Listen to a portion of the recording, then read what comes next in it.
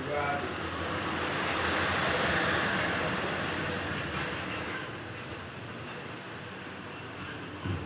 Amém? Isaías 43, versículo 13 diz: ainda antes que houvesse dia, eu era, e nenhum há que possa livrar alguém das minhas mãos. Agindo eu, quem me impedirá? Senhor nosso Deus, neste momento, Senhor, entramos em Tua palavra, Deus Senhor. Primeiramente, Senhor, eu peço ao Senhor perdão pelos meus pecados, pelos meus erros, Senhor, pelas minhas falhas, minhas faltas diante de Ti. Deus, eu peço ao Senhor que tenha misericórdia e compaixão da minha vida em nome de Jesus. E Deus, neste momento, como instrumento, Deus Santo, em Tuas mãos e ferramenta, Senhor, no Teu altar, eu peço a Ti, Espírito Santo, em nome de Jesus Cristo, que usa-me conforme a vontade do querido Senhor. Dependo, Espírito Santo, da revelação da Tua palavra. Peço ao Senhor que ilumine a minha mente neste momento, em nome de Jesus. Fortaleça, Senhor, a minha mente neste momento, ó Deus querido, em nome de Jesus. E revela-nos, Senhor, em nome de Jesus Cristo, a palavra do Senhor que é boa, que é agradável e que é perfeita. Porque a palavra do Senhor é a vontade do Senhor para a nossa vida, Deus querido. E Deus, desde já eu quero agradecer ao Senhor por este culto, por essa oportunidade que o Senhor nos concede, ó Deus querido, nesta noite, de estarmos, Senhor, na Tua casa, Deus querido, e peço ao Senhor neste momento que visite também, ó Deus querido, os que não puderam estar conosco nessa noite. O Senhor sabe, ó Deus querido, o motivo, ó Deus Santo, e o desejo do coração de cada um, ó Deus querido. Por isso eu peço ao Senhor neste momento que visita o Senhor em nome de Jesus em seus lares, ó Deus querido, ou onde estiver, ó Deus Santo, que o Espírito Santo do Senhor penetre a divisão da alma e do Espírito, da junta e da medula, Senhor, neste momento, com a Tua palavra, em nome do nosso Senhor e Salvador Jesus Cristo, Espírito Santo.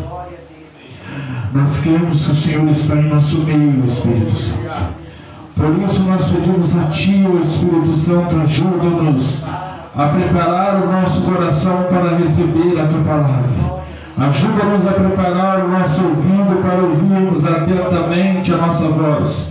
E a Tua voz, ó Deus Santo, não nos deixe endurecer as nossas cerviz, ó Deus querido, neste momento, como nossos pais fizeram assim no passado, Deus querido. Ajuda-nos, Senhor, a compreender, ó Deus Santo, a mensagem desta noite, o Espírito Santo, em nome de Jesus. E é isto, Senhor, que eu Te peço, nesta hora e nesta noite, em nome de Jesus. Amém. Aleluia. Graças a Deus. Obrigado. Glória a Deus. Irmãos, Isaías, todos nós conhecemos como o profeta messiânico, Aleluia. ou seja, o profeta que fala do Messias, nosso Senhor e Salvador Jesus, que quer dizer o ungido de Deus. Só que o contexto bíblico de Isaías não nos fala somente do Messias, fala-nos também do Senhor nosso Deus, o Criador dos céus e da terra. E todo o contexto falamos de um relacionamento de Deus com nós, principalmente com o seu povo de Israel, dentro desta época. E Deus, Ele não aceita dividir o que é seu com ninguém. Deus não aceita o seu povo dividido, ou servirmos a Ele, ou não servirmos somente a Ele. Neste momento, o povo está em prisão. por falta de conhecimento de Deus, por falta de relacionamento com Deus, e não pela vontade de Deus, mas pela permissão de Deus. Nem tudo o que Deus permite é a vontade de Deus para a nossa vida. E neste momento, Israel está cego e está cativa e em trevas,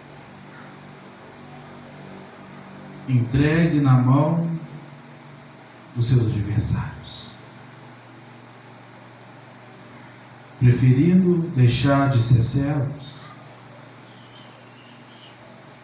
e servir como escravos, preferindo deixar o reinado do Criador para estar subjugado pelas criaturas. E Isaías nos dá a clareza da personalidade de Deus. Ele somente não nos dá a clareza da personalidade de Cristo, mas também da personalidade do Pai. O poder de Deus, o juízo de Deus, o amor de Deus, a misericórdia de Deus e o declínio dos homens.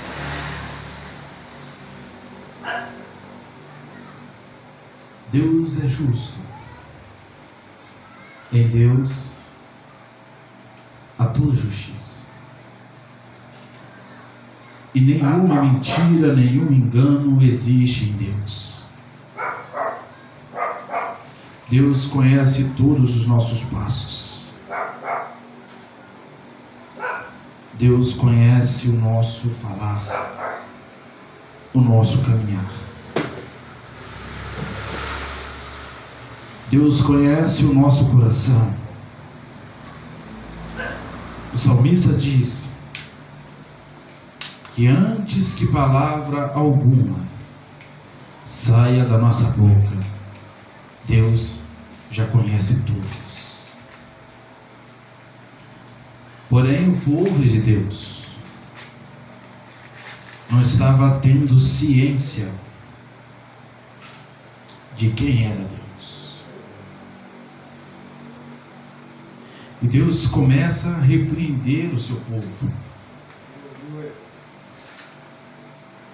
Deus quer trazer o seu povo de volta para si. Porém, o povo deixa de dar a glória devida a Deus, o Criador, para dar a glória indevida às imagens de esculturas. Deixaram de prestar um culto verdadeiro a Deus para prestar um culto irracional às imagens de escultura. Deixaram de glorificar o Deus, Criador dos céus e do exército dos céus, para glorificar o exército dos céus, obras das mãos de Deus. Começaram a adorar a lua, adorar o sol, adorar o Deus da chuva, se esquecendo que a palavra de Deus é o que importa, se esquecendo que o poder de Deus está acima de tudo, de todos e de todas as coisas. Se esqueceram que se Deus disser que do céu não cairá chuvas ou orvalhos, os céus se cerrarão. Se esqueceram-se de que se Deus disser que as suas bênçãos não chegariam sobre o seu povo, elas não chegariam sobre o seu povo.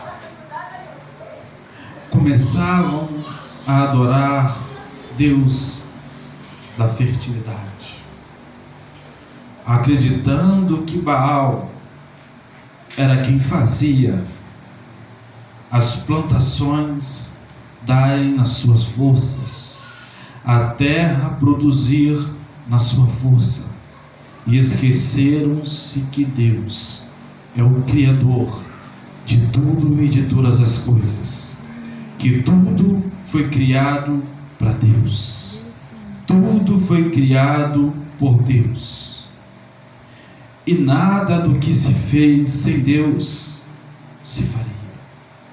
Foi tudo criado por meio da sua palavra, e foi tudo criado para glorificar o seu santo nome. Somente neste momento nós vemos a mente de uma pessoa ou de um povo que está em cativeiro, que está presa nas suas desculpas interiores. Porque antes do cativeiro se materializar sobre o povo, ele está dentro de si, ou seja, o povo já estava com a sua alma presa no paganismo. E Deus os entregou às suas paixões, os entregou às suas idolatrias, porque Deus é sim amor, mas Deus também é juízo. E Babilônia leva cativo a Israel. Só que dentro disso tudo, Deus quer conserto. Porque Deus quer libertar o seu povo. Deus quer resgatar o seu povo. Um povo que Deus diz, por meio de Isaías, que era um povo roubado e saqueado, vivendo em cavernas e escondidos em cárceres, e que são postos à presa, e não há ninguém que diz livre, e ninguém que diga restitui.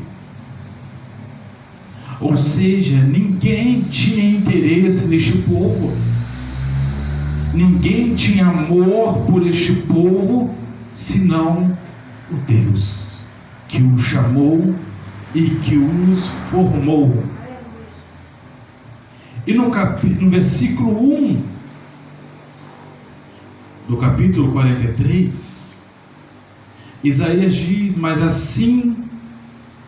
mas agora assim diz o Senhor, que te criou, ó Jacó, e que te formou, ó Israel. Não temas, porque eu te remi, e chamei-te pelo teu nome. Tu és meu. Então agora Deus relembra o povo a sua origem, e relembra o povo quem ele é, o Criador que criou a Jacó e que o formou a Israel. Ou seja, Jacó era aquele homenzinho que a Bíblia diz que era pacato, que muitos os tinha ou os têm o tem como o ladrão que roubou a bênção de Esaú, mas que Deus o formou em Israel, uma grande nação, um grande povo. E Deus diz: não temas, porque eu te remi. Ou seja, eu te libertei, paguei o preço de escravo.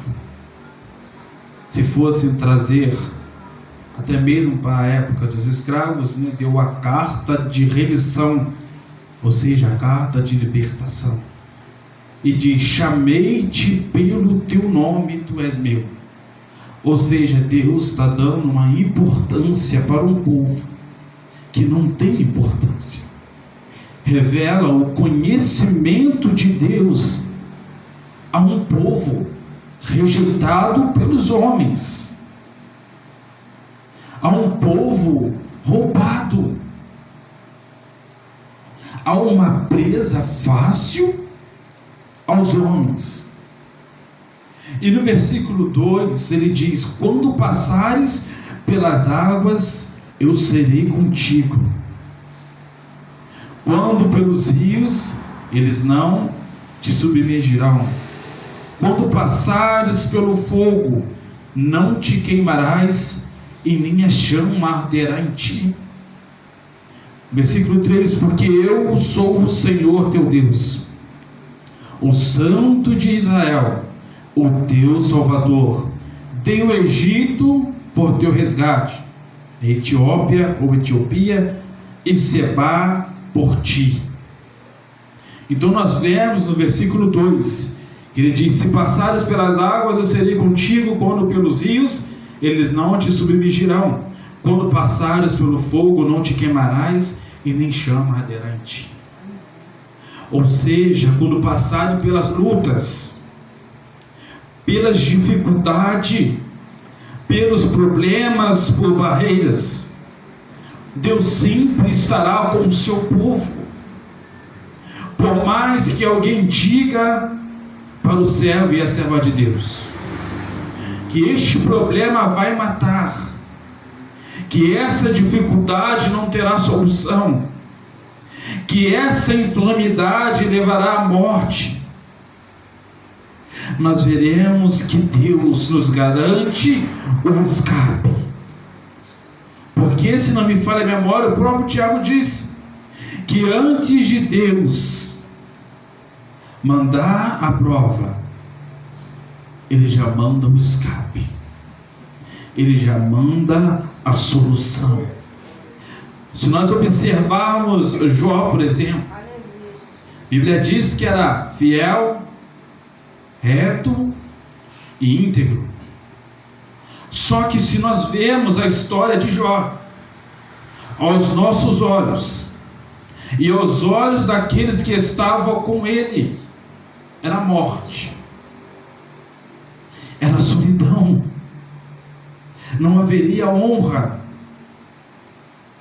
não haveria glória para Jó. Mas a Bíblia nos ensina que Deus, além de dar honra a Jó, Ele deu dupla honra a Jó. Tirou o cativeiro interior de Jó e deu liberdade para Jó. Porque estudiosos dizem que naquele momento de Jó, a depressão entrou dentro de Jó, controlou a Jó. Só que Jó entendeu que o seu Redentor vive, e o seu Redentor se levantaria para julgar a sua causa. E era isso que Deus queria de Israel neste momento, que Israel reconhecesse o seu poder, o seu senhorio. Só que Israel estava olhando para as esculturas, e se dobrando diante das esculturas. Por isso, no versículo 8 do capítulo 42, Deus diz: eu sou o Senhor, este é o meu nome, a minha glória, pois, não darei a outrem, e a minha honra às imagens de escultura. Porque às vezes nós perdemos o foco, perdemos a visão em Jesus Cristo, que Paulo diz que é a efígie de Deus, ou seja, a imagem de Deus, a imagem do Deus vivo, e é somente a Ele que nós devemos dobrar o nosso joelho, somente a Jesus que nós devemos nos prostrar diante dele. No versículo 3, porque eu sou o Senhor teu Deus, Senhor, aquele que manda e desmanda, que faz e desfaz, aquele que tem o controle e domínio sobre todas as coisas. O próprio Isaías diz isso, que ele é o Criador de todas as coisas. Ele é quem fez os céus, ele é quem fez o mar, ele é quem fez a terra, ele é quem fez a divisão de todas as coisas. E é ele quem fará os novos céus e a nova terra. Porque eu sou o Senhor teu Deus, o Santo de Israel, o teu Salvador. Dei o Egito por teu resgate, Etiópia e Sebá por ti. Ou seja, neste momento, nós vemos o que Deus fez por amor do seu povo. Ele deu o Egito, ele entregou uma outra nação, maior que a nação de Israel, por amor de Israel, por amor do povo que ele escolheu. E no versículo 4 diz: visto que foste precioso aos meus olhos, digno de honra, e eu te amei, darei homens por ti, e os povos pela tua vida, visto que foste precioso aos meus olhos. Muitas vezes as pessoas vão nos olhar com desprezo. Muitas vezes as pessoas vão olhar a nossa roupa e vão dizer: não é roupa de marca. Muitas vezes as pessoas vão olhar o nosso carro, vão dizer que não é o carro do ano. Vão olhar para a nossa casa e vão dizer que não é tão bonita assim. Mas o que realmente importa para nós é o que Deus pensa de nós. Jeremias diz: eu sei o pensamento que eu tenho acerca de ti. E Isaías diz: visto que foste precioso aos meus olhos. Você tem valor. Você tem valor. O sangue não foi derramado por alguém que não tem valor. O sangue é mais precioso do que o ouro e do que a prata. Nós fomos comprados com o sangue de Jesus Cristo. E este sangue nos lavou, nos purificou, nos redimiu e nos remiu para com o nosso Deus e nosso Pai. digno de honra, eu te amei. Agora Deus já começa a revelar ao seu povo o real sentimento que ele tem, o real valor que o povo de Deus tem. Um povo que era nômade, ou seja, não tinha uma moradia fixa. Um povo que não tinha a sabedoria que os egípcios tinham. Se Deus olhasse para a sabedoria, se Deus olhasse para os monumentos, para as construções, Deus de maneira alguma escolheria Israel. Deus escolheria os egípcios, a maior potência mundial no Antigo Testamento. No Novo Testamento, Deus escolheria Roma, a maior potência mundial do Novo Testamento. Mas Deus vê Israel, que Isaías chama de bichinho de Jacó, ou seja, um povo fraco, um povo frágil, que depende de Deus para o ajudar. Nós somos dependentes de Deus, até mesmo para nos libertar de nós mesmos. Precisamos ter essa visão, que muitas vezes a sabedoria que nós vamos adquirir não é nossa. A unção que nós vamos adquirir não é nossa. O poder que está sobre a nossa vida não é nosso. É somente do Espírito Santo de Deus. Amém. Glória a Deus. Eu te amei, darei homens por ti e os povos pela tua vida. Amém. Não temas, pois porque sou contigo. Trarei a tua descendência desde o Oriente e eu a juntarei desde o Ocidente. Direi ao norte, entrega, e ao sul, não retenho. Trazei meus filhos de longe, minhas filhas da extremidade da terra.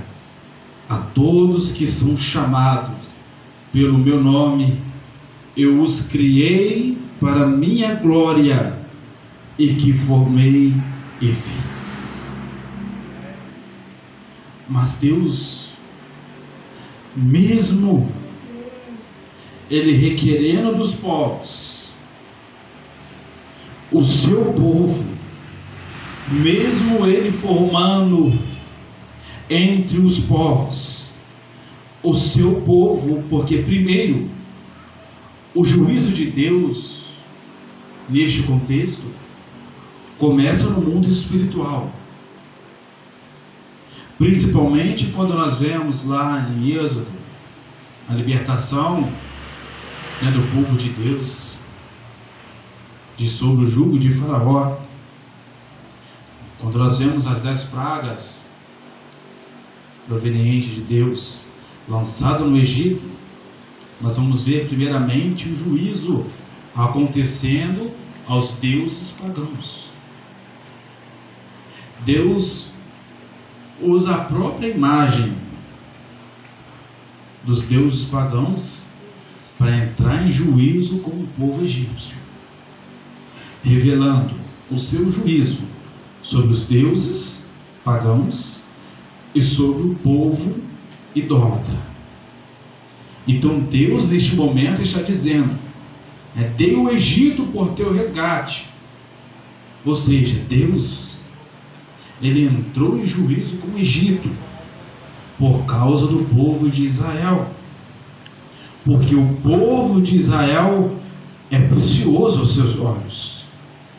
E Ele também dirá ao norte: entrega, e ao sul: não retenhas, Trazei meus filhos de longe e minhas filhas da extremidade da terra. A todos que são chamados pelo meu nome, ou seja, a todos são chamados povo de Deus. E os que criei para minha glória. Um dia, o testemunho de Jeová me perguntou: você sabe para que nós fomos criados? Foi essa a resposta que eu dei. Nós fomos criados para a glória de Deus. Nós fomos criados para glorificar a Deus. Nós fomos criados para render glória a Deus. Por isso, quando Jesus entra em Jerusalém, sentado no jumentinho, as crianças veem Jesus e dizem: hosana nas alturas, glorificando a Jesus. Bendito é o que vem em nome do Senhor. Então nós fomos criados, gerados para glorificar a Deus. Independente se estivermos em cativeiro ou se estivermos livres, nós somos povo de Deus. Versículo 8: traze o povo que ainda tem olhos e é cego e surdo, ainda que tenha ouvidos. Neste momento, o pecado, a desobediência, trouxe cegueira e surdez para o povo de Deus. E a consequência disso foi o cativeiro. Só que, por mais que Deus haja com juízo, isso não muda o sentimento que Deus tem por nós. Porque Ele nos ama. Ele nos quer. Ele me aceita do jeito que eu sou. Só que eu viver para sempre nele. Por isso Ele nos liberta.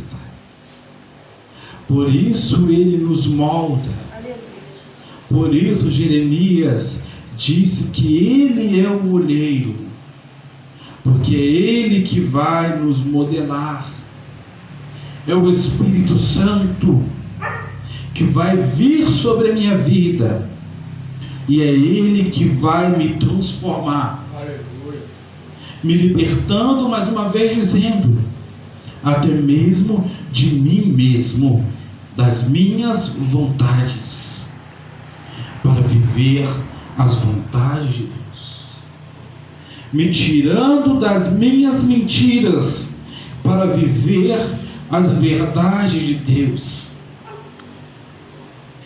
E neste momento que Deus começa a trabalhar no meu ser, Ele vai também tirando as palavras de maldições de sobre a minha vida. Eu ouvi muito na minha infância a minha parentela dizer que eu não iria ser ninguém, que eu não iria ter uma profissão, que eu iria ser um preguiçoso. Muitas vezes eu pensei de mim mesmo que não chegaria aos meus 18 anos. Satanás estava me mantendo em cativeiro, mas Deus me libertou. Amém, Jesus, aleluia. Deus me transformou. Deus Santo. Não tinha vontade alguma de viver, não tinha desejo algum de ser alguém na vida. Mas no momento que Jesus me aceitou, eu decidi entregar a minha vida para Jesus, e o Espírito Santo foi começando a trabalhar na minha vida, transformar a minha vida, até os desejos de estudar que eu não tinha, eu passei a ter. Me lembro que com 16 anos mais ou menos, eu pensei em parar de estudar. Fiquei quase 2 meses sem ir para a escola, não queria estudar, não queria mais. Mas depois, com 18 anos mais ou menos, que eu vim para a igreja, vim para cá, a vontade de estudar e de ser alguém foi surgir em meu coração. Principalmente ser alguém na casa de Deus. Não só por ser, mas para fazer a vontade de nosso Senhor e Salvador Jesus Cristo. Deus foi Aleluia. me libertando. E eu preciso, até hoje, de ser liberto por Deus. Glória a Deus. Preciso que o Espírito Santo leve a minha mente a cada dia cativa a obediência à palavra de Deus. Amém, Jesus. Para que eu não faça como Israel, não volte novamente a cometer os erros que eu cometia no passado. O próprio Isaías diz: não vos lembrei das coisas passadas, e nem considerareis a antiga. O passado te leva cativo, mas o porvir me traz a esperança em Jesus Cristo. O porvir me traz a esperança que Jesus fará o melhor para mim. Todas as nações congreguem-se e povos reúnam-se, que dentre eles pode anunciar isto e fazermos ouvir as petições antigas.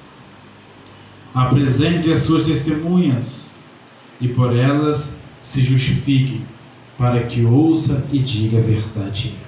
Amém. Glória. Vós sois minhas testemunhas, diz o Senhor, o meu servo a quem escolhi, para que saibais e me creiais e entendais que sou eu mesmo, que antes de mim Deus nenhum se formou, e depois de mim nenhum haverá. Oh, glória. Ou seja, Deus revelando para Israel que além dele não existe nenhum outro Deus.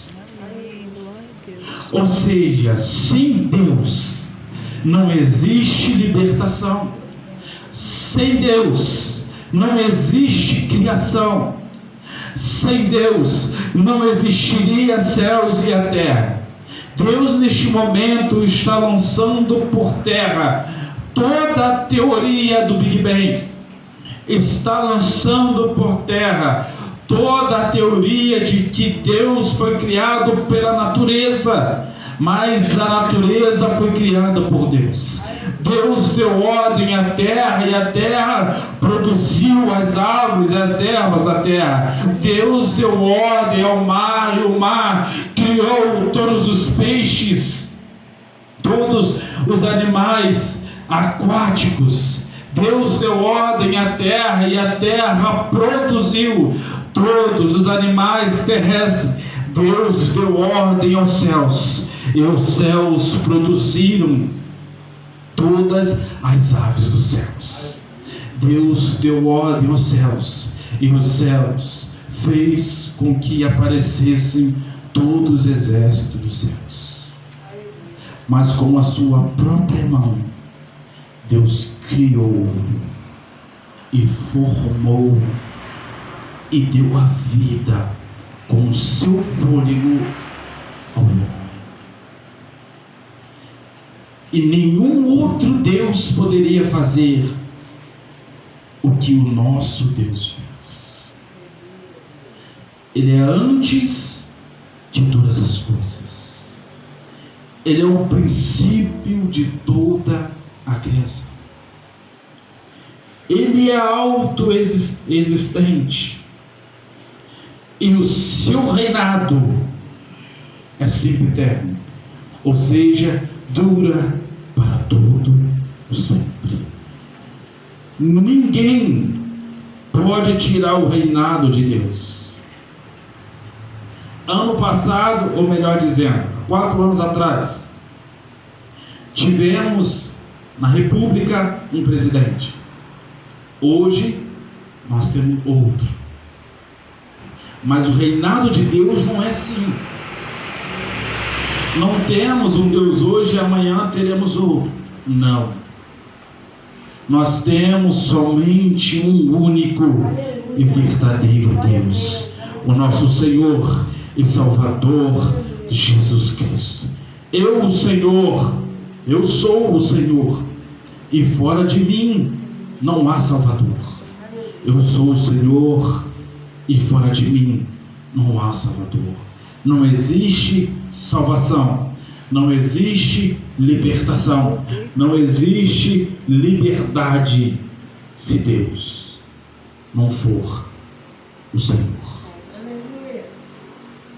Não existe outra verdade se não é Jesus. Não existe outro caminho se não é Jesus. Todo caminho fora de Jesus é loucura. Toda verdade fora da verdade de Cristo é engano. E toda vida que está fora de Jesus está morta. Eu sou o Senhor, e fora de mim não há Salvador. Não tem nenhum outro homem, não tem nenhum outro nome, não tem nenhum outro Deus que possa salvar, senão o nosso Senhor Jesus Cristo. Eu anunciei a salvação, realizei-a e a fiz ouvir. Deus estranho não houve entre vós, pois vós sois minhas testemunhas, diz o Senhor. Aleluia. Eu sou Deus. Eu anunciei a salvação. Salvação vai além do que muitas pessoas pensam.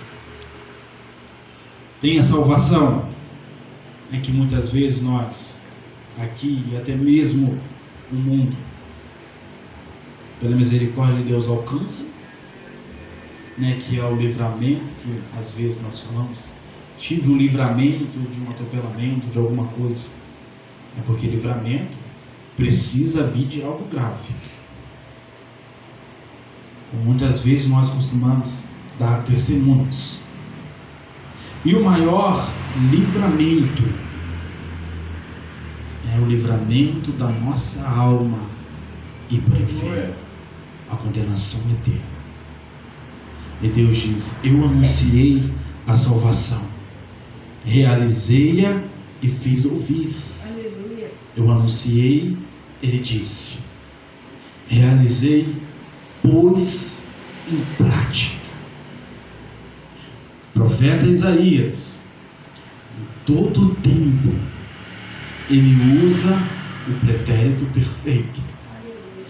Ou seja, usando o verbo antes de Deus materializar a salvação, ele já está dizendo que Deus já realizou.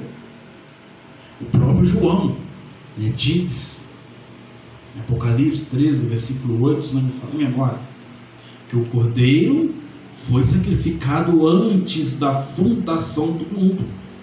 Ou seja, a atuação redentora de Jesus Cristo não iniciou quando ele nasceu, mas se iniciou antes do seu nascimento.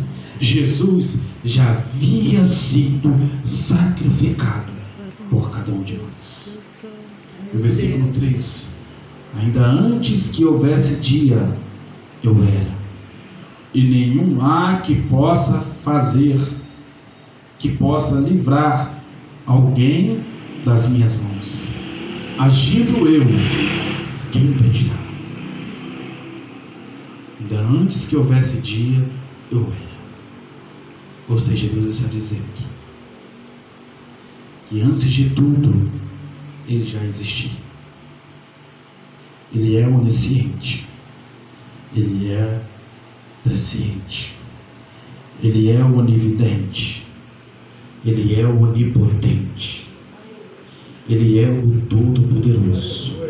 Ele é o Alfa e o Ômega, o princípio e o fim. Ele é tudo o que nós temos. E nenhum há que possa livrar alguém das minhas mãos. Quando Deus entra em conserto, em juízo com alguém, ninguém pode livrar das suas mãos. Costumamos dizer às vezes, da mão do diabo Deus tira, mas da mão de Deus ninguém pode tirar. E Deus diz: agindo eu, quem me impedirá? Ou seja, tudo que Deus está fazendo, melhor dizendo, está fazendo e irá fazer, ninguém pode impedir. Ninguém, neste momento, ninguém pode nos separar do amor de Deus.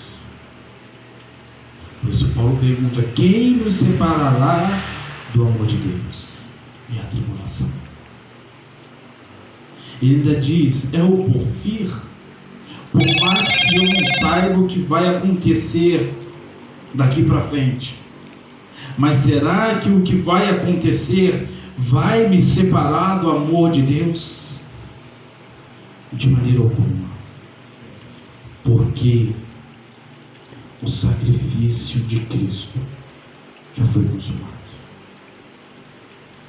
O amor de Deus, a misericórdia de Deus nos alcançou. Nós somos de Deus.